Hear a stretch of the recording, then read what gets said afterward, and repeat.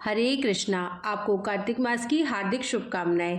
आज का वीडियो अति महत्वपूर्ण है क्योंकि आज के वीडियो में मैं आपसे बात करने वाली हूँ तुलसी विवाह के बारे में। आज की वीडियो में आप सभी जानेंगे देवोत्थान एकादशी कब है, पारण कब और कैसे करें, और साथ ही विशेष रूप से हम आज की वीडियो में बात करेंगे साल 2024 में तुलसी विवाह कब है, तुलसी विवाह का शुभ मुहूर्त क्या होगा, किस समय में आपको तुलसी का विवाह संपन्न कराना है, और घर में अगर आप तुलसी का विवाह स्वयं से संपन्न करवाते हैं तो आपको किस विधि से तुलसी विवाह और शालिग्राम विवाह करना है। तुलसी विवाह के लिए तुलसी कैसी होनी चाहिए, रामा तुलसी या फिर श्यामा तुलसी। एक प्रश्न आता है कि क्या हर बार हम तुलसी नई लेकर आए या फिर उन्हीं का विवाह संपन्न कराएं, या फिर जो घर में हमारे तुलसी पहले से लगी हुई है क्या हम उनका विवाह करवा सकते हैं। और प्रश्न आता है कि क्या तुलसी का विवाह के बाद हमें तुलसी को दान कर देना चाहिए, मतलब क्या जरूरी होता है कि तुलसी का दान करें, और घर में शालिग्राम ना हो तो तुलसी का विवाह किस प्रकार से संपन्न करें। देवउठनी एकादशी पर तुलसी विवाह कर रहे हैं, विष्णु जी का आप पूजन कर रहे हैं, तो विशेष रूप से आपको कुछ सावधानियां रखनी चाहिए और कुछ उपाय आपको जरूर करने चाहिए। आज की वीडियो में आपको तुलसी विवाह से संबंधित सारी जानकारी मिलने वाली है, तो आज की वीडियो बहुत ही महत्वपूर्ण है। लेकिन वीडियो को शुरू करने से पहले आप सबसे एक बार अनुरोध है कि आप वीडियो को लाइक करें और चैनल को सब्सक्राइब जरूर करें। उससे पहले आप सभी लोग एक बार कमेंट सेक्शन में ओम नमो भगवते वासुदेवाय नमः और जय तुलसी मैया जरूर लिखें। जैसा कि आप सभी को मालूम है कि सनातन धर्म में तुलसी विवाह करने का बहुत अधिक महत्व है। कार्तिक मास की देवउठनी एकादशी के दिन जब भगवान श्री हरि विष्णु योग निद्रा से जागृत अवस्था में आते हैं तो भगवान श्री हरि विष्णु के शालिग्राम स्वरूप के साथ तुलसी का विवाह संपन्न कराकर और उसके बाद जो भी शुभ और मांगलिक कार्य रुके हुए होते हैं उन सब का प्रारंभ हो जाता है। क्योंकि आषाढ़ मास की देवशयनी एकादशी से और देवउठनी एकादशी जो कि कार्तिक मास के शुक्ल पक्ष में आती है, पूरे 4 महीने तक सनातन धर्म में किसी भी प्रकार के शुभ और मांगलिक कार्य नहीं किए जाते हैं। मतलब विवाह या फिर मुंडन या फिर गृह प्रवेश, कोई भी शुभ और मांगलिक कार्य चातुर्मास में नहीं किया जाता। तो जब भगवान श्री विष्णु जागृत अवस्था में आते हैं तो उनका विवाह कराया जाता है। शालिग्राम स्वरूप का तुलसी के साथ विवाह कराया जाता है और इसके साथ ही सभी मांगलिक कार्यों का प्रारंभ हो जाता है। तो तुलसी विवाह सनातन धर्म में अत्यंत महत्वपूर्ण माना गया है।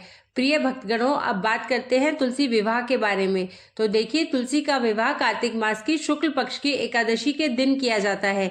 एकादशी की संध्या काल में तुलसी का विवाह भगवान श्री हरि विष्णु के शालिग्राम स्वरूप के साथ किया जाता है।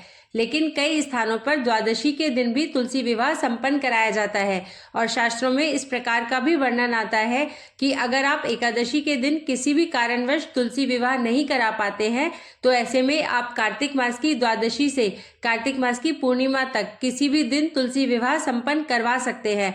मतलब जो यह 5 दिन होते हैं एकादशी से लेकर पूर्णिमा तक, इन दिनों में किसी भी दिन आप तुलसी विवाह संपन्न करवा सकते हैं।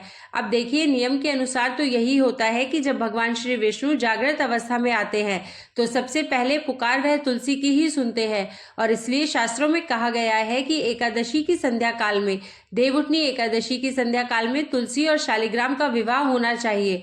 मान लीजिए आप यह नहीं कर पाते हैं तो आप द्वादशी के दिन भी कर सकते हैं या फिर पूर्णिमा तक किसी भी दिन आप उनका विवाह संपन्न करा सकते हैं। अब सबसे पहले जानते हैं कि साल 2024 में पवित्र देवउठनी एकादशी कब है, कब से कब तक एकादशी द्वादशी तिथि रहेगी, व्रत पारण करने का यानी व्रत खोलने का शुभ मुहूर्त क्या रहेगा, और तुलसी विवाह का समय कब से कब तक रहेगा। देवउठनी एकादशी के दिन से ही भीष्म पंचक व्रत प्रारंभ हो जाते हैं, जिन्हें पंच भिखु के नाम से भी जाना जाता है, और पूरे 5 दिनों तक यह व्रत चलते हैं। जो भक्त पूरे कार्तिक मास में नियमों का पालन ना कर पाए हों, व्रत नहीं रख पाए हों, वे इन अंतिम 5 दिनों में भी व्रत रखकर या कार्तिक स्नान करके पूरे महीने का पुण्य प्राप्त कर सकते हैं। इस बार तिथियों के गड़बड़ के कारण भिखु पंचक व्रत कुछ कैलेंडर में 11 नवंबर से तो कुछ कैलेंडर में 12 नवंबर से शुरू होने की बात कही जा रही है। ऐसे में उदया तिथि के अनुसार तो 12 नवंबर से ही व्रत रखना ज्यादा सही रहेगा। इस बार कार्तिक शुक्ल एकादशी तिथि 11 नवंबर दिन सोमवार को 6:45 से शुरू होगी और 12 नवंबर मंगलवार की शाम 4:05 पर समाप्त होगी। इस बार एकादशी के व्रत को लेकर कोई भी कंफ्यूजन नहीं है और इस बार केवल एक ही दिन, केवल 12 नवंबर मंगलवार को ही देवउठनी एकादशी का व्रत रहेगा। द्वादशी तिथि प्रारंभ होगी। 12 नवंबर मंगलवार की शाम 4:06 से और समाप्त होगी 13 नवंबर बुधवार की दोपहर 1:01 पर। द्वादशी तिथि लगते ही हरिवासर भी शुरू हो जाता है। हरिवासर में भजन कीर्तन करने, भगवान की कथा और लीलाओं का श्रवण करने से श्री हरि विष्णु अत्यंत प्रसन्न होते हैं। भूलकर भी हरिवासर में व्रत नहीं खोला जाता है। अब जानते हैं मंगलवार के दिन रहने वाले मुहूर्त के बारे में। 12 नवंबर मंगलवार को ब्रह्म मुहूर्त 5:06 से 5:54 तक रहेगा। अभिजीत मुहूर्त सुबह 11:49 से 12:32 तक रहेगा। एकादशी की पूजा करने का सुबह का मुहूर्त रहेगा सुबह 5:22 से 6:42 तक। शाम की पूजा का शुभ मुहूर्त शाम 5:29 से 6:48 तक रहेगा। राहु काल, जो कि अशुभ मुहूर्त में गिना जाता है, दोपहर 3 बजे से शाम 4:30 बजे तक रहेगा। हरिवासर का समय 12 नवंबर मंगलवार को रात 9:30 बजे तक समाप्त हो जाएगा। जो भी भक्त एकादशी का उपवास रखेंगे उन्हें 13 अक्टूबर बुधवार को सुबह 6:43 से लेकर 8:51 के बीच में व्रत का पारणा करना होगा, यानी एकादशी का उपवास खोलना होगा। अब जाने तुलसी विवाह के शुभ मुहूर्त के बारे में। तो इस बार तुलसी विवाह 12 नवंबर मंगलवार के दिन किया जाएगा और विवाह का शुभ मुहूर्त रहेगा शाम 5:29 से लेकर 7:53 तक। अब आपको बताते हैं तुलसी विवाह के शुभ मुहूर्त के बारे में। तो देखिए, संध्या काल में यानी कि शाम के समय, प्रदोष काल के समय में तुलसी का विवाह एकादशी के दिन या फिर द्वादशी के दिन संपन्न करना चाहिए। तो प्रदोष काल का समय क्या होता है? सूर्यास्त होने से 1 घंटे पहले और 1.5 घंटे बाद का जो समय होता है, कुल 2.5 घंटे का समय प्रदोष काल कहलाता है। इस बीच में आप तुलसी का विवाह संपन्न करवा सकते हैं। मतलब आप जो विवाह के कार्यक्रम तैयारियां होती है, जो कार्यक्रम होता है, इस समय में आप प्रारंभ कर सकते हैं। विवाह आप करवाना शुरू कर सकते हैं। रात्रि में फिर कितना भी समय लग जाए उससे कोई फर्क नहीं पड़ता। शुभ मुहूर्त में विवाह की सारी तैयारियां प्रारंभ हो जानी चाहिए। तो शाम के समय प्रदोष काल से पहले आप स्नान कर लीजिए। परिवार के सभी सदस्य प्रयास कीजिए कि सब स्नान कर ले, साफ स्वच्छ वस्त्र धारण कर ले। आज के दिन नए वस्त्र धारण कर सकते हैं। देखिए, तुलसी का विवाह जो संपन्न करवाया जाता है, यह बिल्कुल उसी प्रकार से किया जाता है जैसे कि एक साधारण आम लड़की का विवाह आप संपन्न करवाते हैं। उसी प्रकार से सारी तैयारियां की जाती है। और कई लोग ऐसे होते हैं जो कि ब्राह्मण के द्वारा यह विवाह संपन्न करवाते हैं। ब्राह्मण अपने घर से शालिग्राम जी लेकर आते हैं और फिर तुलसी अपने घर की होती है। तो फिर विधि विधान से शालिग्राम और तुलसी का विवाह होता है। पति पत्नी दोनों कन्यादान के लिए बैठते हैं और फिर जो भी शक्ति सामर्थ्य है उनकी, उसके अनुसार ब्राह्मण को वस्त्र, धन इत्यादि दान आदि करके और तुलसी विवाह संपन्न करके तुलसी का दान कर देते हैं। कहा जाता है कि इस प्रकार से अगर हम तुलसी का विवाह संपन्न करवाते हैं किसी ब्राह्मण के द्वारा, तो कन्यादान के समान फल प्राप्त होता है। जिनकी कन्या नहीं है, मतलब जिनके पास बेटियां नहीं है और कन्यादान का फल पाना चाहते हैं, तो इसी प्रकार से आपको तुलसी विवाह संपन्न करवाना चाहिए। लेकिन सब लोग ऐसा नहीं कर पाते हैं। ऐसे में आप अपने घर में स्वयं से तुलसी का विवाह संपन्न करवा सकते हैं। जैसे कि परिवार के सभी सदस्य एकत्र होकर और तुलसी और शालिग्राम की विधि विधान से पूजा करें। फेरों की सारी रस्में उसी प्रकार से की जाती है जैसे कि जिस स्थान पर आपको तुलसी का विवाह संपन्न करना है उस स्थान को पहले साफ कीजिए, अच्छे से सजा लीजिए। उसके बाद उस स्थान पर मंडप बनाकर 2 चौकी विराजित कर लीजिए। चौकी पर आपको लाल और पीले रंग का वस्त्र बिछाना है। फिर एक चौकी पर आपको तुलसी विराजित करनी है और दूसरी चौकी पर शालिग्राम विराजित करेंगे। फिर वहीं बैठकर तुलसी की विधि विधान से पूजा होगी। हल्दी की रस्म होती है, पहले हल्दी चढ़ाई जाती है, फिर उसके बाद से मेहंदी लगाई जाती है, श्रृंगार अर्पित किया जाता है। फिर विधि विधान से तुलसी और शालिग्राम का विवाह किया जाता है। तुलसी विवाह के दिन तुलसी को सिंदूर अर्पित किया जाता है, लाल चुन्नी अर्पित की जाती है, यज्ञोपवीत भगवान शालिग्राम को अर्पित किया जाता है, पीले वस्त्र भगवान शालिग्राम को अर्पित किए जाते हैं। मतलब दूल्हा और दुल्हन के रूप में शालिग्राम और तुलसी का विवाह संपन्न करके और मंगल गीत गाए जाते हैं। इसका बहुत अधिक पुण्य फल प्राप्त होता है। ऐसा कहा जाता है कि तुलसी का विवाह जो भी संपन्न करवाता है उसकी समस्त मनोकामनाएं माँ तुलसी और शालिग्राम की कृपा से पूर्ण होती है। दाम्पत्य जीवन में अगर आपको परेशानी है तो आपको प्रत्येक वर्ष तुलसी विवाह संपन्न करना चाहिए। अब जरूरी नहीं है कि आप ब्राह्मण को बुलाकर करवाएं। आप स्वयं से भी यह कर सकते हैं। घर में मांगलिक कार्य रुके हुए हैं, बच्चों की शादियां रुकी हुई है या फिर कोई भी शुभ कार्य आपके घर में नहीं हो पा रहा है, इसका मतलब है पितृदोष आपके घर में विराजित है या फिर वास्तु दोष है, तो आपको तुलसी विवाह प्रत्येक वर्ष जरूर करना चाहिए। अगर आपको संतान की प्राप्ति नहीं हो रही है, मतलब संतान प्राप्ति में बहुत अधिक बाधा आ रही है, तो पति पत्नी दोनों मिलकर और किसी ब्राह्मण के द्वारा यह विवाह संपन्न करवाए। यह ब्राह्मण को दान दक्षिणा दीजिए और वस्त्र इत्यादि देकर विधि विधान से तुलसी और शालिग्राम का विवाह करके तुलसी उनको दान कर दीजिए। इस विधि से अगर आप तुलसी का विवाह करवाते हैं तो विश्वास कीजिए बहुत ही जल्द आपके घर में उत्तम और योग्य संतान की प्राप्ति होगी।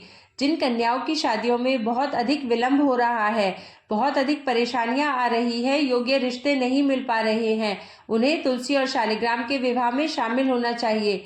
मतलब घर में तुलसी विवाह जो हो रहा है उसमें आपको आगे बढ़कर तुलसी के विवाह की सारी रस्में पूरी करनी चाहिए। तुलसी और शालिग्राम की अगर आप पूजा करेंगे तो आपके विवाह में जो भी परेशानियां हैं दूर होती है और योग्य जीवन साथी की प्राप्ति होती है, इसमें कहीं कोई संशय नहीं है। तो तुलसी विवाह आप एकादशी के दिन भी कर सकते हैं और द्वादशी के दिन भी कर सकते हैं। लेकिन अगर आप तुलसी विवाह इन दोनों ही दिनों में नहीं कर पाते हैं तो आप कार्तिक मास की पूर्णिमा के दिन भी तुलसी का विवाह संपन्न कर सकते हैं। तो तुलसी का विवाह एकादशी से पूर्णिमा तक किसी भी दिन किया जा सकता है, ऐसा शास्त्रों में वर्णित है। तो आपको मन में कोई संशय नहीं रखना है, क्योंकि बहुत सी ऐसी महिलाएं हैं जो कि देवउठनी एकादशी के दिन शुद्ध अवस्था में नहीं होती हैं। तो पीरियड्स में अगर आप हैं तो आप तुलसी का विवाह किस प्रकार संपन्न करेंगे, उनको सुहाग की सामग्री कब अर्पित करें, कब उन्हें सिंदूर लगाएं, कब उनकी पूजा संपन्न करें, तो आप कार्तिक पूर्णिमा तक उनकी पूजा कभी भी कर सकते हैं। अब बात करते हैं तुलसी विवाह के लिए श्रेष्ठ कौन सी तुलसी होती है, रामा या फिर श्यामा। तो आप रामा तुलसी का विवाह संपन्न करवाएं या फिर श्यामा का विवाह संपन्न करवाएं, एक ही बात है। रामा और श्यामा तुलसी के रंग में थोड़ा भेद होता है। रामा तुलसी थोड़ी हरे रंग की होती है जबकि श्यामा थोड़ी सी काली होती है, लेकिन तुलसी में कोई भेद नहीं है। रामा और श्यामा सिर्फ नाम है इनके, बाकी वह तुलसी ही है, देवी ही है। तो आपके पास जो भी तुलसी है आप उन्हीं का विवाह संपन्न करवा सकते हैं। आगे एक प्रश्न यह भी उठ सकता है कि क्या विवाह के लिए हमें नई तुलसी लेना जरूरी है। देखिए, ऐसा बिल्कुल भी जरूरी नहीं है। आप चाहें तो नई तुलसी भी ले सकते हैं या फिर अगर आपके पास पहले से तुलसी लगी है तो उन्हीं का विवाह संपन्न करवा सकते हैं। बहुत से लोग ऐसे हैं जो तुलसी विवाह के लिए तुलसी सावन के महीने में ही लगा लेते हैं। मतलब जिस प्रकार से अपनी बेटियों का हम ध्यान रखते हैं उसी प्रकार से वह चातुर्मास में पूरे 4 महीने तुलसी की देखभाल करते हैं, उनका ध्यान रखते हैं और फिर कार्तिक मास की देवउठनी एकादशी के दिन तुलसी और शालिग्राम का विवाह करवाते हैं और फिर उस तुलसी को दान कर देते हैं। तो देखिए, यह कुछ नियम है, सब अपने अपने मन से अपने तरीके से करते हैं, कुछ भी गलत नहीं है। लेकिन अगर आपके पास पहले से तुलसी लगी है तो आप उस तुलसी का विवाह भी कर सकते हैं। अब आगे हम बात करते हैं कि क्या हमें विवाह के बाद तुलसी का दान करना चाहिए। तो क्या तुलसी का दान करना जरूरी है। तो नहीं, ऐसा नहीं है। तुलसी विवाह के बाद तुलसी दान करना आवश्यक नहीं है, लेकिन अगर आप चाहें दान करना तो बिल्कुल आप दान कर सकते हैं, क्योंकि तुलसी का दान करना कार्तिक के महीने में बहुत श्रेष्ठ माना जाता है। तो अगर आप तुलसी दान करना चाहते हैं तो बिल्कुल विवाह करने के बाद किसी मंदिर में या किसी ब्राह्मण को दान कर सकते हैं। दान करने के लिए जो तुलसी होती है वह पहले से लाकर रखी जाती है, उन्हीं तुलसी का विवाह करके फिर हम दान करते हैं। मतलब जिस तुलसी की पूजा आप पूरे वर्ष कर रहे हैं उस तुलसी को विवाह करने के बाद दान नहीं करना है, आपको वो आपके घर में ही विराजित रहेंगी। दान करना चाहते हैं तो अलग से तुलसी लेकर आए या देवउठनी एकादशी के दिन उसका विवाह संपन्न कीजिए और फिर आप दान कर सकते हैं, कोई समस्या नहीं है। दान करना श्रेष्ठ होता है, आप चाहें तो दान कर सकते हैं। लेकिन अगर आप उसी तुलसी की पूजा कर रहे हैं जो कि आपके घर में विराजित है, जिनको आप पहले से पूजा करते हैं, तो आपको दान करना बिल्कुल भी आवश्यक नहीं है। आप पूजा करने के बाद प्रतिदिन उनकी पूजा उसी प्रकार से कर सकते हैं जिस प्रकार से आप पहले से करते आ रहे हैं। मतलब ऐसा कोई दोष नहीं है। आपको अगर आप तुलसी अपने घर में रखते हैं तो ठीक है, तो भी इतना संशय मन में मत रखिएगा। तो यह थी देवउठनी एकादशी और तुलसी विवाह से संबंधित जानकारी। अब आइए कुछ ऐसे उपायों की बात करते हैं जिन्हें आप अगर करते हैं तो आप जीवन के हर मोड़ पर सफलता प्राप्त करेंगे। तो चलिए ऐसे कौन से उपाय हैं, लेकिन उससे पहले आपसे फिर से एक बार गुजारिश है कि आप कमेंट बॉक्स में ओम नमो भगवते वासुदेवाय नमः जरूर लिखें। यदि आप देवउठनी एकादशी पर तुलसी विवाह कर रहे हैं, विष्णु जी का आप पूजन कर रहे हैं, तो विशेष रूप से आपको कुछ सावधानियां रखनी चाहिए, या फिर आप हो सके तो यह उपाय जरूर करना, यह सावधानी जरूर बरतना। तो सबसे पहले तुलसी के पौधे के चारों तरफ आपको स्तंभ जरूर बनाना चाहिए, फिर तोरण जरूर से लगानी चाहिए, रंगोली से अष्टदल कमल जरूर बनाए, शंख चक्र और गाय के पैर, यह तीनों चीजें जरूर बनाने चाहिए। ऐसा माना जाता है इस दिन शंख चक्र और गाय के पैर बनाए जाते हैं, तो ऐसे घर में भगवान नारायण और माता लक्ष्मी स्थायी रूप से वास करती है। इनकी दिव्य शक्तियां सूक्ष्म रूप में आपके घर में वास करती है। तुलसी के साथ आंवले का गमला इस दिन जरूर लगाना चाहिए। तुलसी के साथ साथ आंवले का भी पूजन जरूर करना चाहिए, क्योंकि आंवले को विष्णु जी के अर्थात नारायण जी के स्वरूप कहे गए हैं और तुलसी माता को लक्ष्मी का स्वरूप कहा गया है। जिस प्रकार नारायण के बिना तुलसी अधूरी है, उसी प्रकार तुलसी के बिना नारायण भी अधूरे हैं, अर्थात भगवान नारायण यह आंवले के स्वरूप में विराजमान होते हैं। माता तुलसी जो है लक्ष्मी के स्वरूप कही गई है, तो माता लक्ष्मी तुलसी के स्वरूप में विराजित रहती है। इस दिन हो सके तो तुलसी का पंचोपचार से पूजन करना चाहिए और माता तुलसी का दशाक्षरी मंत्र या तुलसी गायत्री मंत्र जरूर जपना चाहिए। इससे माता बहुत प्रसन्न होती है। इस दिन घी का दीप और धूप जरूर दिखाना चाहिए। सिंदूर, रोली, चंदन और नैवेद्य, यह चारों चीजें माता तुलसी को जरूर अर्पित करनी चाहिए। इससे माता अखंड सौभाग्य का वरदान देती है और अगर यह चीजें पुरुष चढ़ाते हैं तो ऐसे पुरुष के जीवन में फिर विष्णु जी कभी कोई कमी नहीं रहने देते। पुरुष धर्म के मार्ग पर चलने वाले होते हैं, धन की कभी कोई कमी नहीं होती। तुलसी माता को वस्त्र और अलंकार से सुशोभित जरूर करना चाहिए। तुलसी माता के चारों ओर दीपदान जरूर करें। ऐसा माना जाता है कि जो भी व्यक्ति तुलसी को एकादशी की तिथि में दीपदान करते हैं चारों तरफ, तो ऐसे व्यक्ति को मृत्यु के पश्चात कभी भी अंधेरे की प्राप्ति नहीं होती। कहने का मतलब है कि जो आप दीपदान करते हैं वह दीप प्रकाशित करते हुए आपके जीव आत्मा को स्वर्ग तक पहुंचाने में मदद करती है। हो सके तो इस दिन दीपदान जरूर करें और दीपदान करने से हमारे पूर्वजों की आत्मा को भी शांति मिलती है और उन्हें स्वर्ग की प्राप्ति होती है। एकादशी के दिन श्री हरि भगवान विष्णु जी को तुलसी जरूर चढ़ानी चाहिए। ऐसा माना जाता है कि इस दिन एक तुलसी के पत्ते चढ़ाने से 1000 गोदान के बराबर पुण्य की प्राप्ति होती है। लेकिन आपको यह ध्यान रखना चाहिए कि किसी भी एकादशी के दिन, देवउठनी एकादशी के दिन तुलसी के पत्ते नहीं तोड़े जाते। पहले से आपको पत्ते तोड़कर रखने चाहिए। ऐसे दंपति जिनके यहाँ संतान नहीं हो, उन दंपतियों को तुलसी नाम अष्टक पढ़ना चाहिए। इससे उन्हें शीघ्र ही संतान की प्राप्ति होती है। तुलसी नाम अष्टक पढ़ने से जिनके विवाह नहीं हो रहे हैं, उनके विवाह भी शीघ्र ही होते हैं। जो व्यक्ति बेरोजगार हो चुके हैं या जिनकी कोर्ट कचहरी का मामला चल रहा है, उनकी भी समस्याएं दूर होती है। नए घर में तुलसी का पौधा इस दिन लगाने से श्री हरि भगवान विष्णु जी बहुत प्रसन्न होते हैं और ऐसे घर में विष्णु भगवान सभी प्रकार की सुख समृद्धि प्रदान करते हैं। नौकरी पाने के लिए, कारोबार में तरक्की के लिए या फिर अपने जीवन में उन्नति के लिए तुलसी के पौधे को पीले कपड़े में बांधकर आप ऑफिस या दुकान में जरूर रखें। इससे आपको कारोबार में, नौकरी में प्रमोशन मिलेगा, आपको हर कार्य में तरक्की मिलेगी। आप अपने घर में भी यह कार्य कर सकते हैं। तो आशा करती हूँ कि देवउठनी एकादशी से संबंधित आपको संपूर्ण जानकारी मैंने इस वीडियो में दी है। अगर आपको वीडियो अच्छी लगी हो तो प्लीज़ वीडियो को लाइक करें और चैनल को सब्सक्राइब करें।